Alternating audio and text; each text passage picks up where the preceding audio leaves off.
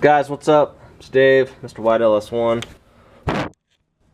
Clean off my camera lens a little bit here for you. But anyways, I'm up underneath the truck today. It is another Saturday. So happy about that. I was playing around with this cross member and this, just to remind you, this is a 400-205 combo. And this must be, the adapter must be for like a later model, because the bolts are metric. So I put a 3/8 in there, you know, because it looked kind of small and that was loose. I couldn't get a 7/16 going in there, so I'm like, well, wait a minute, you know. So then I think that this is M10 right here. I'm pretty sure. Yeah, I think that's M10. But anyways, that fits. So I'm gonna have to get longer ones. I've been thinking about what I'm gonna do, and I'll kind of show you around this a little bit so you get an idea. Excuse my camera. I'm gonna try to be smoother today because some people said I gave them motion sickness, so we don't want to do that to the viewers. But anyhow, so there's my mount, and there is the factory cross member that I'm got up in here just kind of for mock-up. And the actual this looks, the front output does look a little low, but with the cross member bolted up to the frame, it will clear. The problem that I'm having is that the flange, well, or the adapter where it bolts to it, is actually about 4 inches. I need to fill a 4-inch gap here, right here, so that way I can, you know, connect it. And I was thinking about building a new cross member, and I was thinking about, well, maybe running one from the over the top, you know, and then bringing it down and holding this, but I don't have enough room over here. Let me get a little light over there. But there's just not enough room. Maybe this is better. Not enough room to get anything up in there. So what I've decided to do, and well, hopefully this will work out, but I'm going to reuse the stock cross member. I'm going to take a piece of that 2x4 material that I got, and I'm just going to basically stack it here, drill it on both sides. I'm going to run a piece of DOM through it. Here is the spacer deal I'm working on. It's about 10 inches long, or 10 inches wide, or long, I guess. But anyways, I cut it at 10 inches, and then I use my hole saw, which kinda, where's that sucker at? I don't know. Anyways, it worked pretty good, other than I'm missing some teeth now. But anyhow, so this is my idea. I'm just gonna run the DOM through it there, right down in the middle of it, and then that way when it's tightened down, it'll give it extra strength as far as with the, you know, transmission, you know, wanting to twist and stuff. And yeah, I don't know, I think that works. Anyways, guys, here's the finished piece. My adapter plate, I'm going to end up painting it, but I did about halfway around on the inside of all of them with the weld, and then I welded the outside of the tube, and then I just ground them flat. So that way I should be good to go. Alright guys, another week on this sucker. No video last weekend just because I really didn't get to a point to where I actually finished anything. But what I did, I ended up ordering this rod here, and it's M10 150 or 1.5, M10 1.5, and it's 10.9, which is basically grade 8. So ordered it from Fastenal, got it in a couple days. It was pretty nice, and also ended up ordering these nuts here. Like I said, stock location. And then what I did is I just cut these at like 8.5 inches, and so I just kind of turned them into studs. And then I got the bolts, and I got those thick washers. So I couldn't find them in M10. I had to get them in 7/16, so they're a little bit off, but they're still, they won't crush. So I figured I'm gonna cut these down once I get the, you know, at least cut it level with this. Once I get the urethane mounts, I'll make sure everything is good, which I don't see a problem, and then I'll just cut those. And I may do something over here where it kind of protects this from rocks. Not that I foresee an issue, but since this is what it's going to be doing. So I don't know, this is kind of low.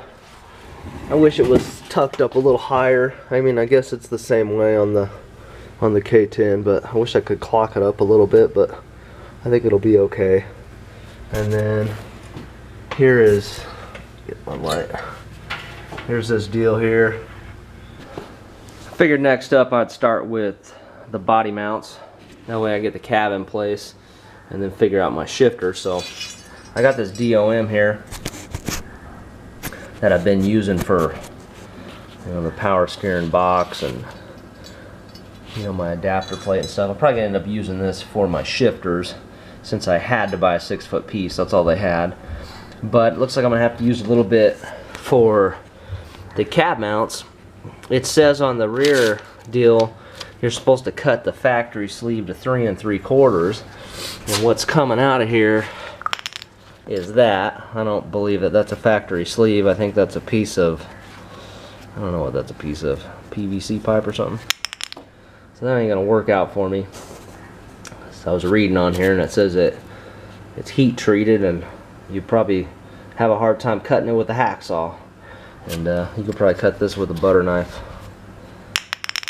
So what I think I'm gonna do, I'll just cut this to length, and then I'm just gonna probably just weld it to this big flat washer and then just put it in place. So I think that'll be sufficient. I think that looking at the front sleeve, I think that that's the way, kind of the way it goes. So kind of like that. You know, you got the big wide deal, and then you got that running down. So I've never done these before, so just getting in here and somebody's, I don't know, they had all kinds of, I don't know, it's all Mickey Mouse. But we'll get it fixed up, get it in here. Alright, so I whipped up some factory spacers real quick here, and I just welded this washer to this piece of DOM here. So now I'll try to fit this stuff in place and we'll see how it comes out. Here we go. New cab mounts, feeling good about those. The other ones were completely busted. I'll show you these back ones here. Oh, there we go. See them up there. So now the body lines kind of match up, even though I don't know what's going to happen with the bed. It may go away, may get shortened, I don't know right now. I'm thinking about making a flatbed. That's what I'll end up doing, but anyways, another day. So a couple weekends took, but now the cab is where it's going to be. The engine and trans, etc., is where it's going to be. See the clearance I got. It's actually pretty decent. I mean, it's not going to hit nothing.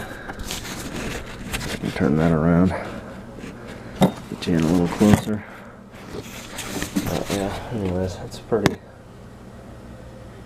good. So I'll show you this cover I got. Ended up pretty much taking, I took a lot off. There's some other pieces of it. Had to trim a lot of it, but I still got coverage on both sides. Keep rocks and debris out.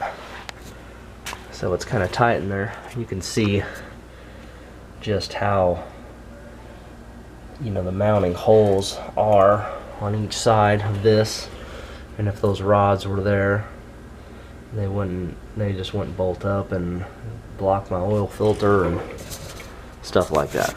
But I have that plate up there. I got a couple different holes, and I've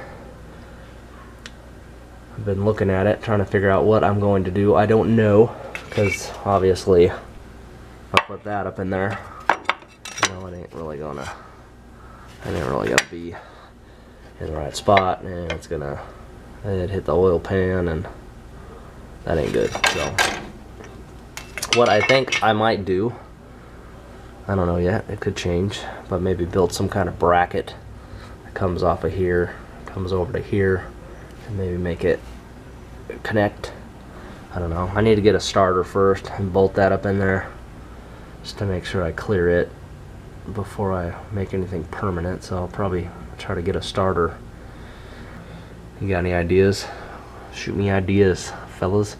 But I appreciate you guys watching, and you guys take care. I probably won't see you till after Christmas, so everybody have a Merry Christmas. And I'll see you before New Year's, but you guys take care. Have a good one. And keep on wrenching, guys, and I'll catch you later.